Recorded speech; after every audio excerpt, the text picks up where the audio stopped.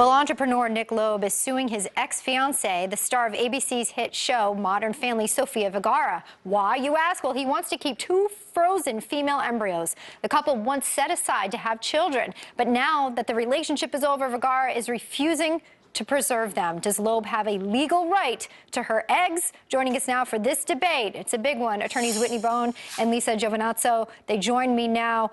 Lisa, I'm going to start with you. Where do you stand on this? What are the man's rights when it comes to the embryos? Well, it's really a matter of the right of privacy versus the right of reproduction.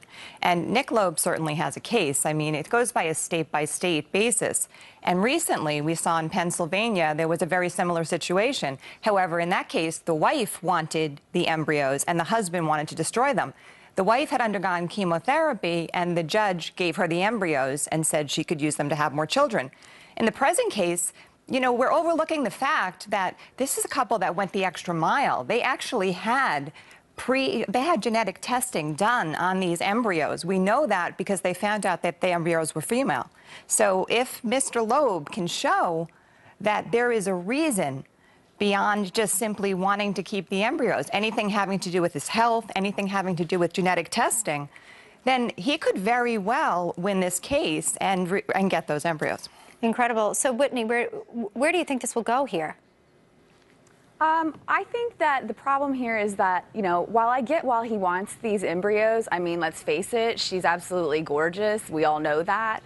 The bottom line is this is an incredibly gray area of the law. And this is why I have to say it's imperative as we embark into this new frontier of genetic engineering that we go ahead and we lawyer up ahead of time and we contract for these situations. So while it's sad for him that he's in this situation, I think that in the end, it's going to come down to the fact that his rights are canceled out by the fact that they can't agree about this. Wait, are you saying I think the court would rule for her? His rights, meaning the fact that sources are claiming that he's pro-life and he believes that the integrity of these embryos is in existence and that he's trying to preserve life?